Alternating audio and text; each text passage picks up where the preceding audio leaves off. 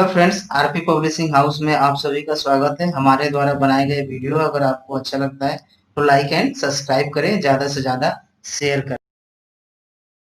Hello friends, आज मैं आप सभी के लिए बहुत ही महत्वपूर्ण वीडियो लेकर आया हूं। यह विशेष आवश्यकता वाले बच्चों के भाषा विकास में बहुत ही महत्वपूर्ण स्थान रखता है। कविता सुनाना भाषा विकास की एक तकनीकी है। इस तकनीकी का मुख्य उद्देश्य बच्चों में सुप्रा सेगमेंटल एस्पेक्ट्स को विकसित करना। मैं आप सभी को इस वीडियो के माध्यम से बताऊंगा कि कविता की शिक्षण करते समय किन किन बातों को ध्यान में रखना चाहिए। साथ ही साथ कविता के उद्देश्य के बारे में जानेंगे। तो आइए हम देखते हैं कविता क्या है। तो जैसा कि हम जानते हैं कि कविता जो है आपका भाषा शिक्षण की तकनीकी है, और भाषा शिक्षण के कई सारे तकनीकी है। आपके प्रत्यक्ष क्रिया, संभाषण, न्यूज और आपका जो है कहानी कथन, तो ये सब आपके ये भाषा शिक्षण की तकनीकी है। उन्हीं तकनीकों में कविता भी एक तकनीकी है। जो कविता का मुख्य उद्देश्य ये है कि जो आपका सुप्रा सेगमेंटल एस्पेक्ट्स है उसको विकसित करना, साथ ही जो आत्मा द्वारा अनुभूत जो भाव है तथा जो विचार है उसको आपको प्रस्तुत करना। तो ये चीज़ें साथ ही साथ जो आपका सुर लय ताल है उसको भी इसमें जो है समाविष्ट किया जाता है और इस कविता के अंदर समाविष्ट होता है। जो बधिर बच्चे हैं उनके लिए कविता न केवल अभिव्यक्ति का साधन है वरन उन लोगों में भाषा विकसित करने का एक माध्यम है। ये नहीं कि बस हम उसे एक जो भी उसके मन और विचार जो भाव है उसको अभिव्यक्त करता है, साथ ही साथ इसके द्वारा हम एक श्रवण बाधित बच्चे के भाषा का विकास भी कविता के माध्यम से करते हैं। क्योंकि जब हम एक बच्चे को कविता सुनाते हैं तो उसमें बहुत सारे ऐसे वोकैबुलरी जो आते हैं, उन वोकैबुलरी को हम इस कविता के माध्यम से बच्चे को सिखाते हैं और उसमें विकसित करते हैं। तो इस तरीके से कविता एक श्रवण बाधित बालक के भाषा विकास में भी एक महत्वपूर्ण भूमिका निभाता है। इसके बाद अगर हम कविता जो है एक ऐसा तकनीकी है जिसके द्वारा बालक में कल्पना करने की शक्ति और अमूर्त जो पदार्थों के प्रति समझ विकसित भी ये कविता करता है। जो भी एक बालक के पास जो इमेजिनेशन, जो एक काल्पनिक, जब हम एक बच्चे को कविता सुनाते हैं तो उसमें कुछ काल्पनिक चीज़ों को भी हम रखते हैं, या कुछ ऐसी चीज़ें होती हैं, वर्ड्स होते हैं, शब्द होते हैं जो काल्पनिक होते हैं। तो एक बच्चे में जो कल्पना करने का, इमेजिनेशन करने की जो कैपेबिलिटी है वो भी उसके अंदर विकसित होता है। साथ ही जो अमूर्त चीज़ें होती हैं जो उसके समक्ष दिखाई नहीं देता है वो भी उसके बारे में समझ इस कविता के माध्यम से विकसित होता है। कविता के बारे में जो सबसे अहम बात यह है कि इसके द्वारा जो बधिर बच्चे हैं उनमें, अभी मैं बार बार आपको ये बात कह रहा हूँ कि जो सुप्रा सेगमेंटल एस्पेक्ट्स है, जो फीचर्स हैं, उसको उनके अंदर विकसित करना एक मुख्य उद्देश्य होता है। क्योंकि हम जानते हैं कि जो आपके हियरिंग इम्पेयरमेंट जो चाइल्ड होते हैं उनमें कहीं ना कहीं जो आपके सुप्रा सेगमेंटल के एस्पेक्ट्स हैं, जैसे स्ट्रेस हो गया, इंटोनेशन हो गया, फ्रेज हो गया, रिदम हो गया, एम्फेसिस हो गया, ये सारी चीज़ें, ये जो टर्म्स हैं जो आपके स्पीच के या लैंग्वेज के जो हम सुर लय ताल की जो बात करते हैं उनमें ये सारी चीज़ें जुड़ा होता है। तो एक श्रवण बाधित बालक में ये सारी चीज़ों की समस्या होती है। तो कविता जो है एक बच्चे के भाषा विकास के साथ जो है उसके जो सुप्रा सेगमेंटल फीचर्स है उसको भी ये विकसित करने में महत्वपूर्ण भूमिका निभाता है।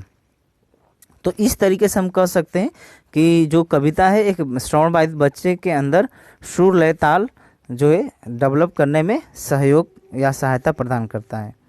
उसके बाद अगर हम देखें कविता को पढ़ाते समय हमें क्या करना चाहिए, क्या नहीं करना चाहिए, तो यहाँ पर हम देख सकते हैं कि भाषा जो है आपका शिक्षक को भाषा एवं सुप्रा सेगमेंटल पर ध्यान देना चाहिए।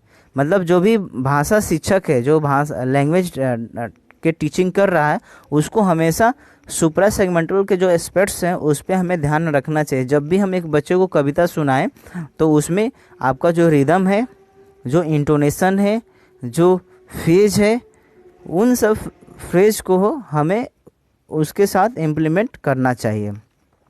कविता पढ़ाते समय उसमें मौजूद जो आपका, अभी हम रिदम की जो बात कर रहे थे, रिदम, ये सारी चीज़ें जो हमें एक बच्चे को बताना चाहिए। जो आपका फ्रेज है, इसके अलावा इंटोनेशन है, ये सारे टर्म्स को हमें उसके अंदर प्रयोग करना चाहिए। उसके बाद कविता पढ़ाते समय शिक्षक को लचीला एवं रचनात्मक होना चाहिए। फ्लेक्सिबिलिटी को भी हमें ध्यान में रखना है कहीं ना कहीं, और एक क्रिएटिविटी को भी ध्यान में रखना है, तभी एक बच्चे के अंदर वोकैबुलरी और जो आपके पोयम का जो मुख्य जो उद्देश्य है या जो उसका भाव है उसको एक बालक समझ पाएगा। तो ये बहुत ही महत्वपूर्ण है।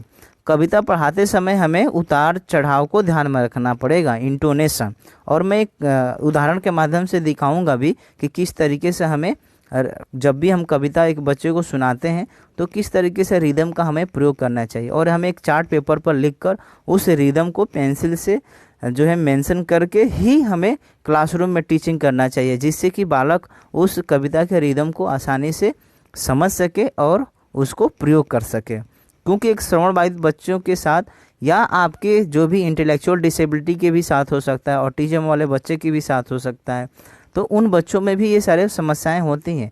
तो हम उस चार्ट पेपर में रिदम को हम मेंशन करके हम उनके अंदर एक सुप्रा सेगमेंटल के एस्पेक्ट्स को हम विकसित कर सकते हैं, साथ ही साथ हम वोकैबुलरी को भी डेवलप कर सकते हैं।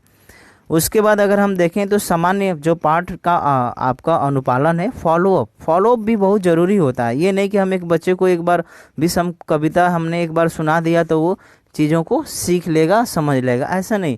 हमें उसे फॉलोअप भी करना है कि आज अगर हमने कविता को सुनाया है तो कल हमें उसको बच्चों से सुनना है, और उस कविता में क्या क्या घटनाएं घटी थी, क्या क्या चीज़ें, वर्ड्स जो आपका था, उन वर्ड्स का भी हमें रिकैप्चुलेशन करना होगा, उसको फॉलोअप करना होगा।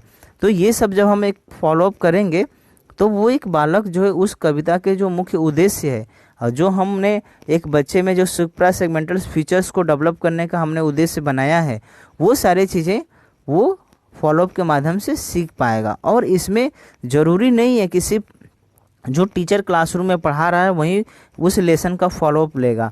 ये पेरेंट्स भी या घर परिवार के जो अन्य सदस्य हैं वो भी इसमें भाग लेकर उस लेसन को घर पे फॉलोअप कर सकते हैं।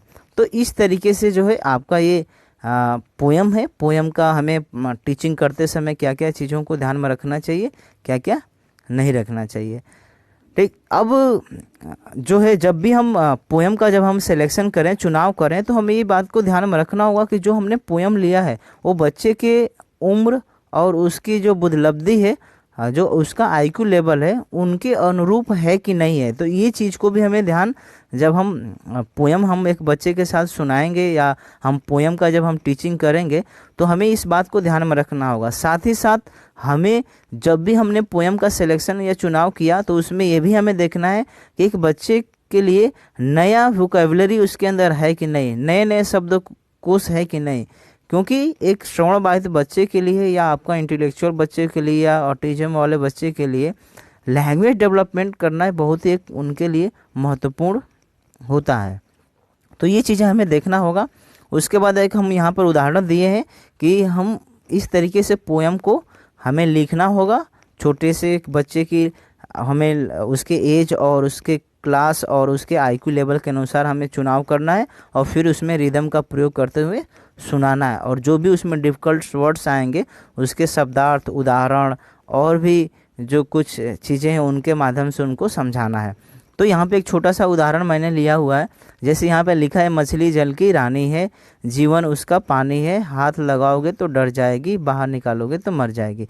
ये आपका ये कविता है। अब इस कविता में आप देख सकते हैं कि रिदम किस तरीके से प्रयोग किया गया है। जब ये रिदम हम प्रयोग करते हैं, ये आपका रिदम है, ये रिदम आपका ये लगाया गया है यहाँ पर। और जब भी आप एक बच्चे के साथ जब भी आप पोयम का शिक्षण करें तो आप भी इसी तरह से रिदम का प्रयोग करें। अब इसको पढ़ना कैसे है, मैं तो एक जनरली आपको पढ़ के सुनाया। अब यहाँ पर हम इसको टीच ऐसे करेंगे, मछली जल की रानी है, जीवन उसका पानी है, हाथ लगाओगे तो डर जाएगी, बाहर निकालोगे तो मर जाएगी। तो ये आपको इस तरीके से हमें रिदम के साथ एक बच्चे को पढ़ के सुनाना है और यही एक बच्चों से हमें फॉलोअप करना है। आप ऐसा भी कर सकते हो, ऐसे भी आप बता सकते हो कि आप पहले रीड करेंगे और बच्चों को पीछे से बोलने के लिए कहेंगे। तो ऐसा भी किया जा सकता है और ऐसा किया भी जाता है कि हम पॉइंटर ले लें, पॉइंटर के माध्यम से हम एक बार पढ़ के हमने सुनाया, दूसरी बार आप बस पॉइंटर से इस तरीके से आप करिए और बच्चा उसको बोलेगा। ठीक, जो भी बच्चे हैं उनको बोलेंगे। तो इस तरीके से हम इसको पढ़ेंगे। मछली जल की रानी है, जीवन उसका पानी है, हाथ लगाओगे तो डर जाएगी, बाहर निकालोगे तो मर जाएगी। इस तरीके से हमें एक बच्चे के साथ जो भी पढ़ के क्लासरूम में सुनाना है और उनको इसी तरीके से फॉलोअप करने के लिए कहना है। तो मैं आशा करता हूं कि मेरे द्वारा बनाया गया वीडियो आप सभी को अच्छा लगा होगा। तो प्लीज़ इस वीडियो को अपने दोस्त मित्रों के साथ शेयर करें, जिससे कि वो भी भाषा शिक्षण के अंतर्गत पोयम को किस तरीके से हमें एक स्पेशल नीड्स वाले बच्चे के साथ शिक्षण करना है। साथ ही साथ ये सामान्य बच्चे के लिए भी है, सामान्य बच्चों को भी हम इसी प्रकार से हम एक पोयम का शिक्षण करते हैं। तो ये सभी के लिए उपयोगी है। तो आप इस वीडियो को ज़्यादा से ज़्यादा अपने दोस्त मित्र घर परिवार में शेयर करें, जिससे कि वो भी अपने बच्चों के साथ पोयम को जो है शिक्षण कर सकें। और अभी तक आप लोगों ने हमारे चैनल को सब्सक्राइब नहीं किया तो सब्सक्राइब कर लीजिए, बेल आइकन को प्रेस कर लीजिए, जिससे कि नोटिफिकेशन के माध्यम से हमारे चैनल द्वारा जो भी वीडियो बनाया जाता है वो आपको समय पर उपलब्ध हो सके और आप उस वीडियो के बारे में जान सकें। इसके अलावा अगर आप भाषा शिक्षण और संप्रेषण पर विस्तृत जानकारी प्राप्त करना चाहते हैं तो आरपी पब्लिशिंग हाउस द्वारा भाषा और संप्रेषण नामक पुस्तक का प्रकाशन किया गया। आप उस पुस्तक को प्राप्त करके भाषा और संप्रेषण के बारे में और भी विस्तृत तरीके से जानकारी आप प्राप्त कर सकते हैं। धन्यवाद।